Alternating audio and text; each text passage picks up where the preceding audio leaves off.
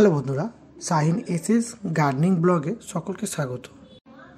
আমরা সকলেই গার্ডেনিং করতে চাইলেও কিন্তু বর্তমান সময়ে আমরা যে বাসাবাড়ি ফ্ল্যাটে বা যেখানে থাকি সেখানে জায়গা সেরকম নেই।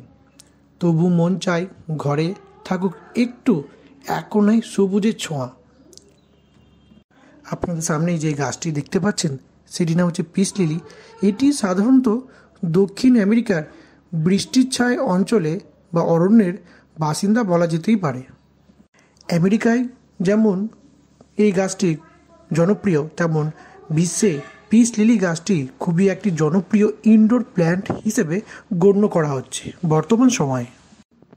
রোজ জল দেওয়ার প্রয়োজন হয় না, তবুও মাটি একটু শুকিয়ে এলে পুনরায় জল দেবেন। সপ্তাহে 2-3 বার জল দেওয়া যথেষ্ট। মাঝে মাঝে স্প্রে বোতল দিয়ে আপনি জল স্প্রে করতে পারেন এবং পাতাগুলি ধুয়ে দিতে পারেন। গাছ ঝিমিয়ে পড়লে বা পাতা নেতিয়ে পড়লে বুঝবেন যে মাটিতে জলের অভাব রয়েছে এবং গাছের শিকড়ে পর্যাপ্ত পরিমাণ জল নেই। আপনি পুনরায় জল দেবেন এবং গাছের পাতা সবুজ এবং পরিপূর্ণ তাজা হয়ে উঠবে। শুধু এই গাছটি সবুজ পরিপূর্ণ তা নয়, এই সবুজ পাতার মধ্যে সাদা রঙের খুব উজ্জ্বল একটি ফুল আসে যা 2 থেকে 4 সপ্তাহ পর্যন্ত টিকে থাকে। পিস লিলি গাছের জন্য মাটি প্রস্তুত করা একটি গুরুত্বপূর্ণ মিডিয়া তৈরি করতে হবে, যা 3 ভাগ গার্ডেন সয়েল, 1 ভাগ ভার্মি কম্পোস্ট এবং 2 ভাগ কোকোপিট আর 2 ভাগ নেবেন পারলাইট, যা আপনাদের পিস লিলি গাছের যত্নের জন্য অত্যন্ত গুরুত্বপূর্ণ একটি মিডিয়া। এবং মাটি করার সময় ভালো করে জল নিকাশ ব্যবস্থা রাখতে হবে, ড্রপ দিয়ে যেন জলটা এক্সট্রা জল বেরিয়ে যায় এবং এক্সট্রা জল থাকলে পারলাইট আপনার জল শোষণ করবে এবং গাছকে দীর্ঘ সময় ধরে শিকড়কে ময়েশ্চার প্রদান করবে।